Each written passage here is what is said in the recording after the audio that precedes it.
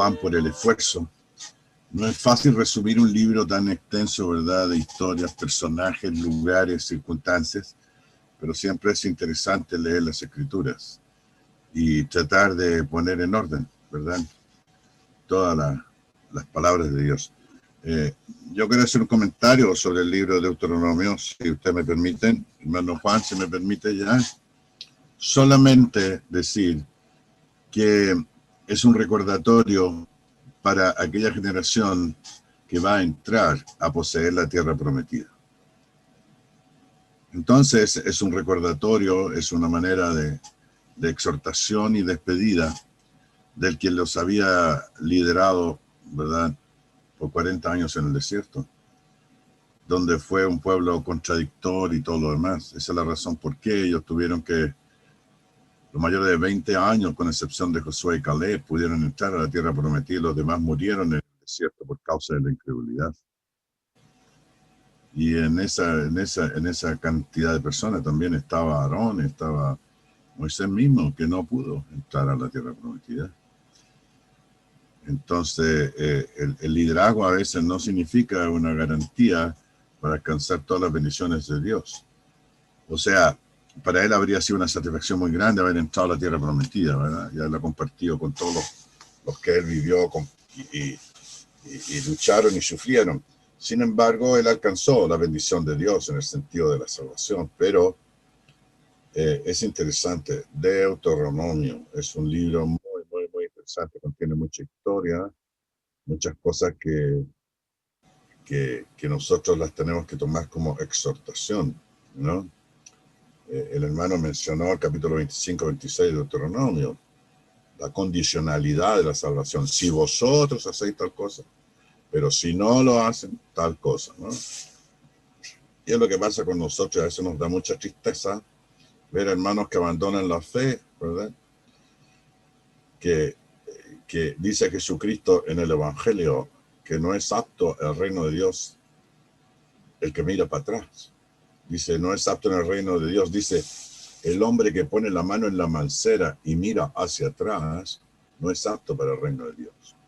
Y eso significaba, los que son agricultores me van a decir qué es la mancera. La mancera es el lugar donde se coge el arado, se cogían el arado, las riendas en el cuello, los bueyes, ¿verdad?, arando, y tú no tienes que mirar para atrás, tienes que mirar hacia adelante para que te quede derechita la melga, ¿no es cierto?, y poder poner las plantas o después cerrar la semilla que pusiste ahí, etc. Y tenemos 3 ejemplos. La mujer de Lot miró hacia atrás, no alcanzó la bendición del Señor. Los del pueblo de Israel, en sus corazones se volvieron a Egipto. Miraron hacia atrás. Echamos de menos los puerros, los melones, el pescado, ¿no es cierto? Y qué sé yo, y todo lo demás, y los puerros, etc. Y los en el reino de Dios, los que ponen la mano en la mancera y miran hacia atrás, no son parte del reino de Dios. Y eso implica la religión que tenían o sus vidas morales y espirituales. No son aptos para el reino de Dios. Gracias, hermano, por tu exhortación. Me parece muy valiosa. Y qué bueno que lo pensemos así, ¿no? Porque nuestra lucha es día a día. Fíjense que el Dios es tan amoroso, que saben que nos pide el Señor, que seamos fieles hoy, en este momento. Que no siquiera nos pide mañana, porque no sabemos. La próxima semana, el próximo mes.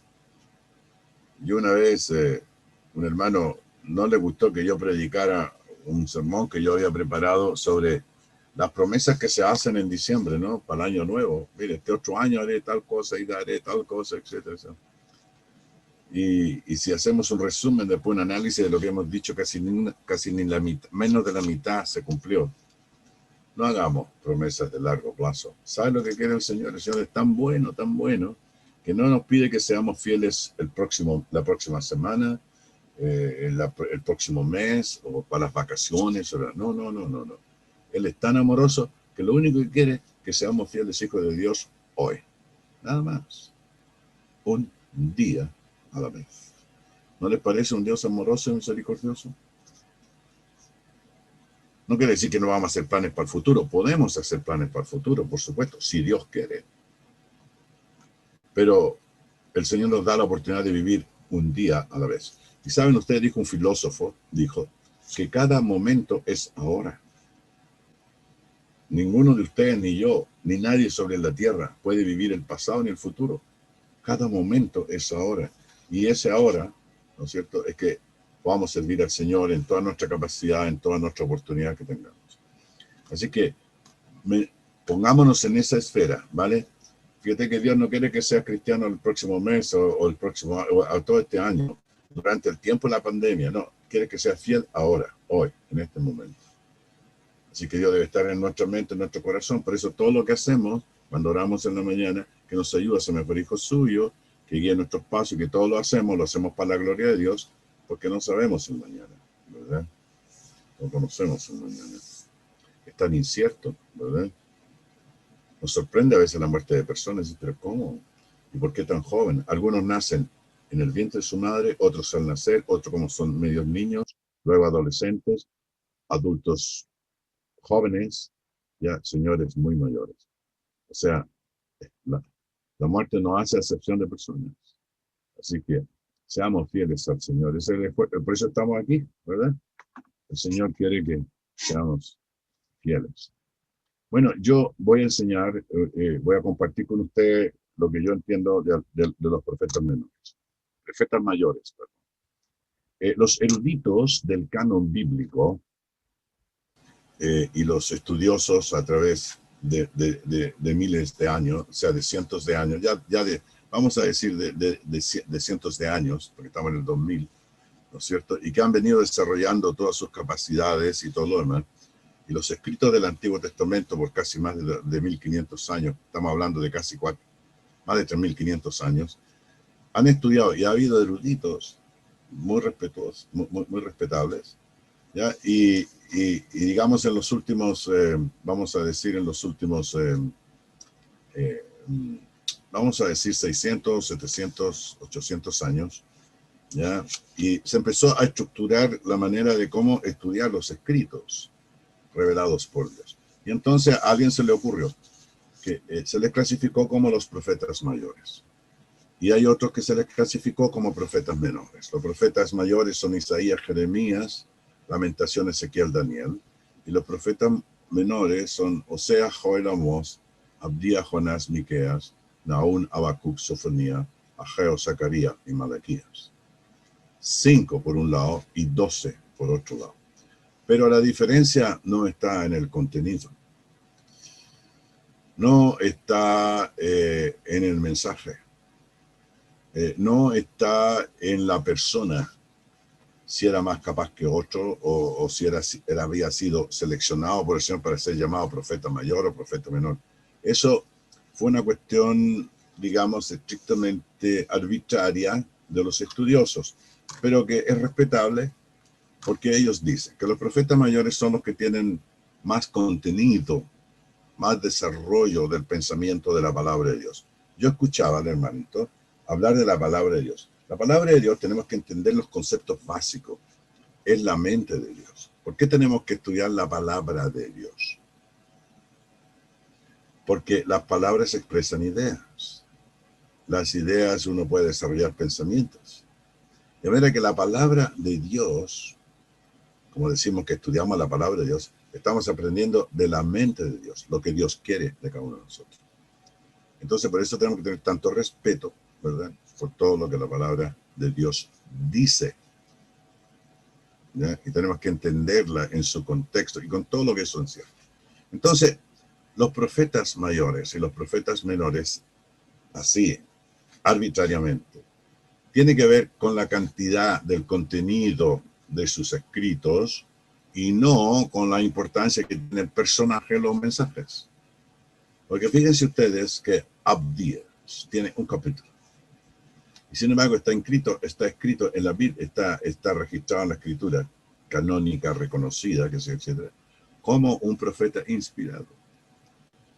¿Ya? Fíjense ustedes que cada profeta tiene su identidad como individuo, ¿ya? ¿No es cierto?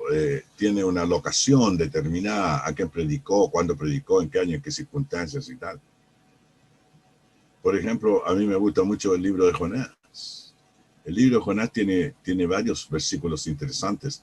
Y el capítulo 1, verso 18 de Jonás, que es un profeta menor, dice que los que siguen vanidades ilusorias, ¿no es cierto?, sus misericordias abandonen. ¿Quiénes son esos? Creo que está en el capítulo 1 de Jonás, versículo 18, por ahí. Los que siguen vanidades ilusorias, sus misericordias abandonan. ¿Y qué nos habla Jonás? De uno que no quiso ir a predicar el mensaje del Señor. Es un libro extraordinario, Jonás. Yo exhorto a todos los que predican aquí que preparen unos sermones sobre Jonás, las circunstancias que fueron, las aplicaciones espirituales que se pueden hacer. Y eso hoy día exactamente lo mismo. No, Señor, no voy, dice, esa gente es muy mala. ¿Cómo? No, dice, tengo ahí en Nínive 120,000 que se tienen que arrepentir. No, y tú no quieres ir. No, no voy a ir.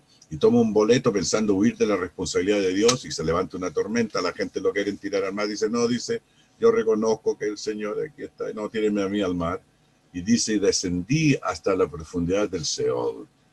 Pero era tan amargo el espíritu de Jonás que la misma ballena o el pez grande ese que lo tragó, era tan amargo que lo vomitó y lo dejó, lo vomitó, no lo pudo digerir, ¿no? Y entonces reconoció eso y se enojó porque el Señor ha mostrado su misericordia. Y así somos a veces. Los que siguen vanidades ilusorias, su misericordia abandonan. ¿Y qué me dicen de Abdías? Cuando habla de la destrucción, ¿verdad? De un pueblo terrible. Por ejemplo, los amonitas, los moabitas y todos los pueblos circunvecinos eran pueblos tremendamente perversos. Y les dice, si te remontaras como el águila, y en las montañas o en los cielos pusieres tu nido, de allí te derribará el Señor. Todo eso para entender la mente de Dios, el carácter de su santidad, de las restricciones que Dios pone no por capricho, sino para bendición de nosotros. Somos muy necios, somos muy soberbios. Yo el número uno, yo el primero ya. El Señor no está hablando, no, dale que hacer la otra cosa, no. Y yo creo que ya cuando entendemos el verdadero mensaje, dejemos que el Señor dice Jesucristo, dice, porque mi yugo es fácil y ligera mi carga. Sed mansos y humildes de corazón, y eso va a ser ligera tu carga y tu yugo. Entonces hay que ser humilde de corazón, o sea, aceptar la palabra de Dios, y manso significa ser controlado por Dios. Casi todos se pueden controlar, ¿verdad? Amansar. Pero a veces somos como broncos, ¿verdad? Como caballos salvajes, que no nos dejamos controlar por el Señor. Tenemos que ser controlados por el Señor.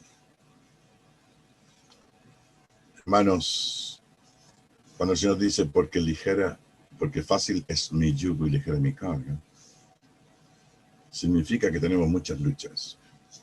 Sí, hermano querido, que están ahí ahora, si ustedes creen que su yugo no es fácil y su carga no es ligera, quiere decir que su carga pertenece a otro. Y usted está cargando una carga que tiene que desechar. Porque no es carga servir a Cristo y ni es difícil. Cuando usted es manso y humilde de corazón, cuando acepta los términos y condiciones del plan de Dios y se deja dominar por el Señor, entonces va a recibir la bendición. Si no, no. Yo quiero hacer una introducción ya de lo que es un profeta. Siempre estamos hablando y la televisión nos bombardea por todos lados. Pero yo quiero dejar bien claro en esta introducción al profeta Isaías. Vamos a estudiar el profeta Isaías. Uno de los grandes del Antiguo Testamento, como lo fue Jeremías, o Ezequiel, o Daniel. Yo quiero que entendamos qué es un profeta. La televisión está lleno de soñadores, de vendedores de ilusiones, de charlatanes, como dicen los hermanos argentinos, charlatán de feria, que les venden a la gente un montón de cosas. Los periódicos, no sé cuántos miles, no sé cuántos millones de personas se levantan cada día a leer el horóscopo. Y saben ustedes que la invasión de la apostasía del pueblo de Dios habían puesto incluso los signos del zodiaco como parte de la oración pagana en el templo del Señor. Eso es satánico. La brujita caramelo, le decían a una señora que se hizo millonaria vendiéndoles la mentira a la gente, echándole la suerte, poniendo nuestra esperanza, qué sé yo, en gente que el Señor había dicho que tenían que ser borradas de la faz de la tierra. Hoy día la gente sigue más a los cartománticos, los quirománticos, los vendedores de ilusiones, los pitonizos. ¿Ya? La vidente de Chimbarongo, que es famosa para los que son de por ahí cerca de Chimbarongo. Y la hermana no sé cuánto, y el iluminado de no sé cuánto, y el otro de tal parte, que sé, etc. Y hay gente que hace cola y paga. Todos esos son vendedores de ilusiones. Todo eso es falso. Dios abomina la brujería y cualquier parte y práctica de ella. Así que si usted, por favor, tiene la tentación de ir a una de estas personas, cuidado, porque los hijos de Dios consultan al Señor. Y el Señor, a él de su poder infinito, a través de la manera que Él tiene, manda a sus ángeles de distintas formas y maneras. ¿Quiénes son los ángelos? Los mensajeros. A veces se refiere a seres celestiales, de acuerdo al contexto de la Biblia, y a veces a personas. ¿Cuántas veces el Señor nos ha respondido a nuestras oraciones de esa manera? Es el Señor, decía el hermano Canelo, muy bien dicho, es el que está en control. A Cristo le fue dado todo el poder en los cielos y en la tierra. Y dice, y reinará hasta que ponga a sus enemigos por estrado de sus pies. Él es el que tiene el poder. Cristo. Si no creemos eso, estamos todos perdidos. Estamos perdiendo el tiempo aquí. Tenemos que confiar en el Señor, confiar en su palabra, desechar todas esas mentiras, porque no son profetas los que se nombran profetas por sí mismos. Y aquí quiero entrar al meollo de la palabra profeta. La palabra profetas es una palabra griega. Dice uno que habla por otro.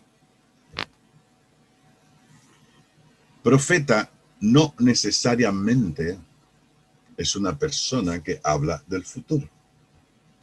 En el caso de las Sagradas Escrituras, los profetas eran los que predicaban la palabra de Dios, ya fuera del pasado, del presente o del futuro. Y el más grande de los profetas que ha existido sobre la tierra y en el cielo, nuestro Señor Jesucristo. Estaban intrigados por el mensaje de Juan el Bautista y mandan los levitas, los sacerdotes y los religiosos a averiguar a este hombre. ¿Quién es este Juan el Bautista? A ver. Y entre una de las preguntas le dice, ¿eres tú el profeta? ¿A qué profeta se referían? ¿A qué profeta se referían? En el 18:15 del libro de Deuteronomio, 18:15 del libro de Deuteronomio, tienen que tomar nota de esta, porque yo no voy a mandar literatura porque los quiero hacer trabajar a ustedes. Cuando digan, estoy aburrida, ¿qué hago? Voy a leer lo que sugirió el hermanito en la carta. En el capítulo 18 del libro de Deuteronomio, versículo 15, dice así la palabra de Dios. Profeta de en medio de ti, de tus hermanos, como yo, dice Moisés, te levantará el Señor tu Dios. A él oiréis. A él oiréis. ¿Cuál es la concordancia con ese texto? Quiero, por favor, que vayan a Lucas, capítulo 1.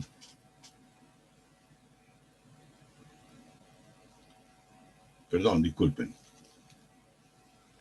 Espérense un poquito. Espérense un poquito, por favor. Estamos en Deuteronomio 18:15. Moisés dice que el Señor levantará profeta entre vosotros como a mí, y a él oiréis de todas las palabras que él os diga. Okidoki. Muy bien. Vamos a buscar el texto otra vez. Ahora yo me confundí un poquito porque me estoy saliendo de mis notas que tengo aquí, ¿ya? Y lo tengo en mi Biblia. Y tengo entendido que se encuentra... Quizá es Juan 1:20, hermano. Sí, Juan 1:20, tiene razón. Gracias por su ayuda, hermano, hermanito querido. El hermano... te conozco por tu voz. Se me va tu nombre, hermanito querido. David, hermano. David. Lindo nombre, David. Tienes que hacerle honor a ese nombre. Sí, ok. Gracias, hermano. El testimonio de Juan el Bautista le dice que, verso 19, este es el testimonio, dice el narrador, que es el que escribe el libro de Juan, le dice, cuando los judíos enviaron de Jerusalén sacerdotes y levitas, gente erudita, intelectuales de la religión judía, para que le preguntasen, ¿tú quién eres? Y dice Juan, dice, el narrador, confesó y no negó, sino confesó y dijo, yo no soy el Cristo, el Mesías. Y le preguntaron, ¿quién pues eres? ¿Quién pues? ¿Eres Elías? Dijo, no soy. ¿Eres tú el profeta? Y él dijo, no. ¿A qué se refería cuando ellos le preguntan, ¿eres tú el profeta? ¿A qué se referían los eruditos judíos? Al escrito de Deuteronomio 18:15. ¿Y qué dice Deuteronomio 18:15? Profeta de en medio de ti, de tus hermanos como yo, Moisés, te levantará el Señor tu Dios, a él oiréis. Juan no era el profeta. ¿Quién es el profeta de los profetas? Nuestro Señor Jesucristo. ¿Y en qué sentido él era el profeta? Porque la palabra profetes se refiere a uno que habla por otro, que trae un mensaje asignado por otro, que es un parlante de la voz divina, que por consecuencia es inspirado divinamente para hablar la palabra de Dios. Y no necesariamente del pasado, del presente o del futuro, sino lo que está en el poder de Dios para entregar su mensaje. Eso significa la palabra profeta. Cada cristiano es un profeta del testimonio de que Cristo es el Hijo de Dios y Salvador del mundo. ¿O no? ¿Acaso nos dijo Moisés cuando llamó la atención que porque unos estaban profetizando en el campamento y le dice, tenéis celos de mí, ojalá todo el pueblo fuese profeta? Cada cristiano es un profeta de Dios. Abran sus Biblias. Mateo 17. La transfiguración, el cambio de aspecto cuando el Señor toma a Pedro, Juan y Jacob, sube a orar a la montaña y se transfigura delante de ellos y tienen una visión extraordinaria. ¿Qué dice esa cosa extraordinaria del capítulo 17 de la transfiguración? Y se transfiguró, 17:2 de Mateo, delante de ellos, y resplandeció su rostro como el sol, y sus vestidos se hicieron blancos como la luz. Una manifestación gloriosa, divina. Y he aquí les aparecieron Moisés y Elías hablando con él. Moisés y Elías. Si ustedes van a decir que si hay personajes en la Biblia que son importantes, Moisés y Elías son uno de los máximos. Pero aquí simboliza, según mi entendimiento y mi raciocinio y el mensaje y que he puesto en contexto todo el pensamiento de Dios, dos cosas. Elías representa a los profetas, aquellos que hablaron siendo inspirados divinamente, y Moisés la ley. Y entonces Pedro, como nosotros, tan impetuoso el pobre Pedro, Señor, bueno es para nosotros que estemos aquí. Si quieres, hagamos aquí 3 grutitas bonitas, enramadas. Una para ti, otra para Moisés y otra para Elías. O sea, poniendo a Cristo en el mismo nivel de Elías y Moisés. Mientras él aún hablaba, una luz los cubrió. Y aquí una voz desde la nube que decía: este es mi Hijo amado, en quien tengo complacencia, a él oíd. Pasó el tiempo de Elías, pasó el tiempo de la ley de Moisés, pasaron todos los profetas, como le había dicho el Señor en el Deuteronomio 18:15, que os levanten vuestros hermanos, el Señor levantará a uno como yo, y a él oiréis. Cristo, el profeta de los profetas. Vayan por favor conmigo al libro de Hebreos. El libro de Hebreos. Perdón. El libro de Pedro. Segunda de Pedro. Segunda de Pedro. Yo siempre que predico esto me dicen los hermanitos a veces, bueno, a ellos les falta un poco también de investigar un poco más. Me dice, pero ¿por qué usted tan seguro?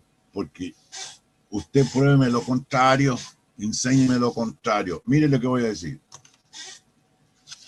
En segunda de Pedro, en el capítulo 1, versículo 16, dice Pedro: porque no os hemos dado a conocer nosotros los apóstoles. Voy a ir agregando, escribiendo la Biblia de Efraín Pérez, ¿vale? Suena un poco necio a mi parte, pero es una manera didáctica de ponerlo en contexto, mis pensamientos. Porque no os hemos dado a conocer el poder, nosotros los 12, y la venida de nuestro Señor Jesucristo, siguiendo fábulas artificiosas, como los hombres, los pitonizos, los adivinos, los agoreros, sino como habiendo visto con nuestros propios ojos su majestad. ¿Y saben qué es lo que cita Pedro aquí? La transfiguración. Pues cuando él recibió de Dios Padre honra y gloria, le fue enviada de la magnífica gloria una voz que decía: este es mi Hijo amado, en el cual tengo complacencia. Y nosotros los 12, los 3, Pedro, Juan y Jacob, oímos esta voz enviada del cielo cuando estábamos con él en el monte santo. Es una exageración, el monte no era santo en sí, pero estando Cristo ahí lo santificaba todo, por eso tiene esa referencia. tenemos también la palabra profética más segura. ¿Y cuál es la palabra profética más segura? La palabra de nuestro Señor Jesucristo. Punto. Amén. No hay antes, no hay durante, ni hay después. Cristo. A la cual hacéis bien el estar atentos como a una antorcha que alumbra en lugar oscuro hasta que el día enclarezca y el lucero de la mañana salga en vuestros corazones. Hermanos, la profecía de Cristo. El Señor os levantará profeta como a mí, y Él os enseñará todas las cosas. Él os oiréis, a Él oiréis. ¿Qué dice la voz magnífica de la gloria misma? A Él oíd. Hay que oír a Cristo, no hay que oír al hermano Efraín, no hay que oír al hermano Juan, no hay que oír a nada. Hay que oír a Cristo. Y Cristo va a reflejar su espíritu y su revelación y su verdad a través del entendimiento de tales o cuales hermanos y a cada uno de ustedes.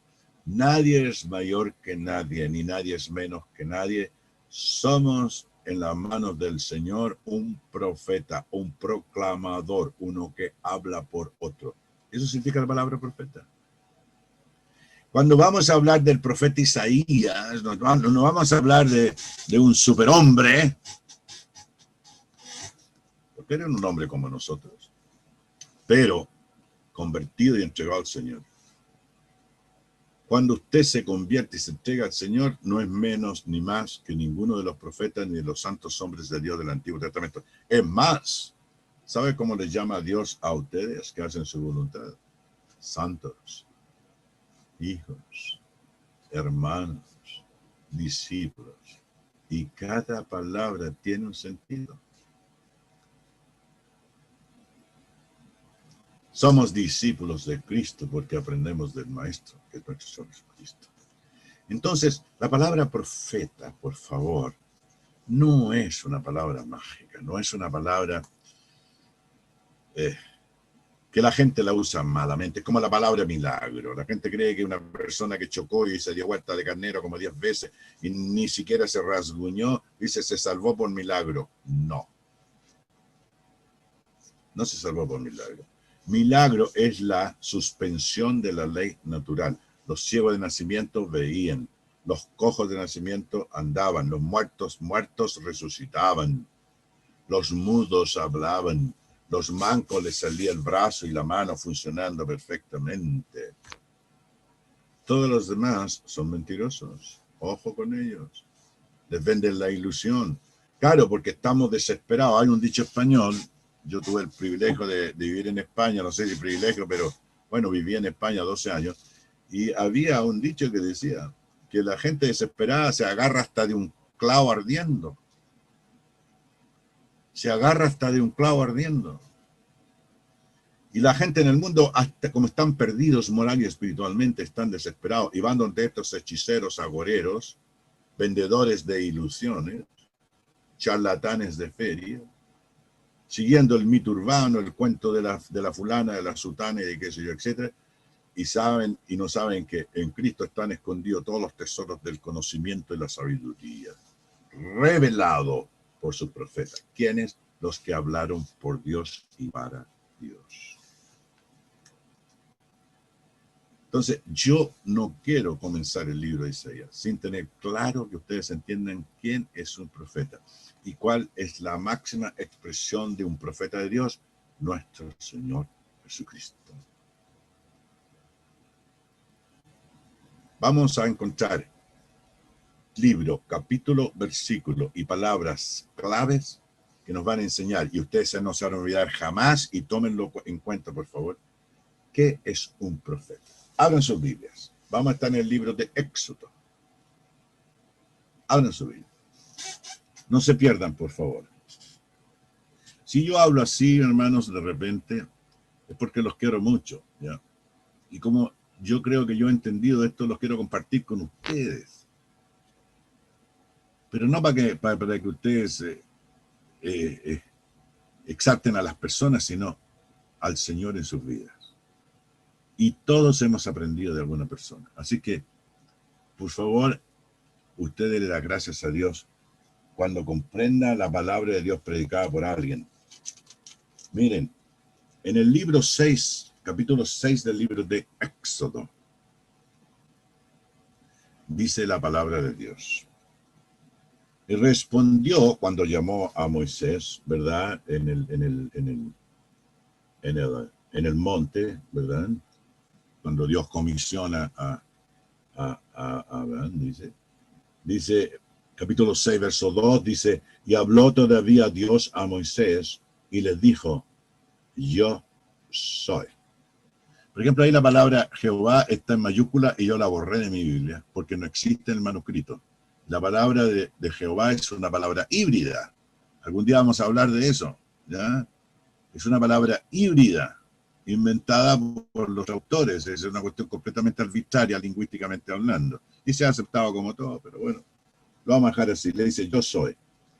Y dice, y aparecía Abraham y a Isaac y Jacob como Dios omnipotente. Mas en mi nombre, yo soy. No me di a conocer a Dios. Algún día vamos a estudiar de eso. Y en ese afán, ¿verdad? Luego en el verso 6 dice, 6:6, yo soy. Y yo os sacaré de debajo de las tareas pesadas de Egipto y os libraré de su mansedumbre. Fíjense ustedes, yo soy otra vez. Yo redimiré con brazo extendido, con juicio grande, y os tomaré por mi pueblo y seré vuestro Dios, y vosotros sabréis que yo soy, otra vez, vuestro Dios, que os sacó de debajo de las tareas pesadas de Egipto, etcétera, etcétera, etcétera. De esta manera, verso 9, habló Moisés a los hijos de Israel, pero ellos no escuchaban a Moisés a causa de la congoja de espíritu y de la dura servidumbre. Y habló el Señor a Moisés, yo soy, a Moisés diciendo, entra, habla a Faraón, rey de Egipto, que deje ir a mi tierra a los hijos de Israel. Y respondió Moisés delante del Señor, del yo soy. He aquí los hijos de Israel no me escuchan. ¿Cómo pues me escucharán? Escuchar, fíjense la palabra escuchar, escucharán, hablar, les diréis, todas, ¿verdad? Digamos, verbos que significa acción. El verbo siempre indica la acción del sujeto, ¿verdad? Eso lo aprendimos en cuarta, quinta preparatoria. Y dice que entonces el Señor habló a Moisés y a Aarón y les dio mandamientos para los hijos de Israel y para Faraón, rey de Egipto, etcétera, etcétera, etcétera, etcétera. Pero él no quería. Él no quería. Siguió el Señor, ya, y volvemos atrás. ¿Por qué Moisés decía eso? Mire, en el capítulo 4, versículo 10, cuando se produce el llamamiento de Moisés, pasó lo siguiente. Leo a continuación, Lucas 4:10. Estoy terminando, sé que se me termina el tiempo, me quedan 7 minutos. Entonces dijo Moisés al yo soy, ay Señor, nunca he sido hombre de fácil palabra. Fíjense ustedes, palabra. Ni antes, ni desde que tú hablar, palabra, le dirás a tu siervo, porque soy tardo en el hablar y torpe de lengua. Todo relacionado con la comunicación verbal. Y el Señor, o yo soy, le respondió, ¿quién dio la boca otra vez a hablar al hombre? ¿O quién hizo al mudo y al sordo otra vez? Y al que ve y al ciego, ¿no soy yo el que soy? Ahora pues, ve y yo estaré con tu boca y te enseñaré lo que hayas de hablar. Boca es igual que profeta de Dios. Y la palabra aquí es profetes, uno que habla por Dios. Y dijo, ay Señor, envía, te ruego, por medio del que debes enviar. Entonces el Señor se enojó contra Moisés y dijo, ¿no conozco yo a tu hermano Aarón levita y que él habla bien? Tiene buen discurso, tiene buen hablamiento, como decía el Zafrada de allá de Iloca. ¿Se acuerdan el muchacho del tsunami? ¿Se acuerdan? He aquí que él saldrá a recibirte y al verte se alegrará en su corazón. Verso 15. Tú hablarás a él Moisés. Y pondrás en su boca las palabras, y yo estaré con tu boca y con la suya, y os enseñaré lo que habéis de hacer. Y él hablará. Hay 20 expresiones aquí: boca, lengua, voz, hablar, decir. Y hablará por ti al pueblo, él te será a ti en lugar de boca, y tú serás para él en lugar de Dios. El axioma: Moisés igual Dios, Aarón igual profeta, Dios igual mensaje divino. Pero ahí no termina la historia. Vayan conmigo al capítulo 7. Yo, hermano, cuando yo estoy explicando esto, porque siempre lo hago cuando enseño a los profetas mayores o menores o cualquier profeta, ¿qué es lo que es un profeta? La gente cree que el profeta es un señor que tiene poderes especiales. No, era un siervo de Dios, simplemente, un cristiano, un hijo de Dios. Hoy día los cristianos son todos profetas. Tú tienes un mensaje. ¿De dónde recibió el hermano Arellano, el hermano Mario, el hermano Ignacio, o el hermano Matías, o todos los hermanitos que están aquí, el hermano Collao, o las hermanitas que están aquí, Jimena, o la hermana Ivonne? ¿De dónde sacan ellos ese mensaje? Ellas son las profetisas del Señor, en el sentido correcto de la palabra profeta. Capítulo 7, verso 1.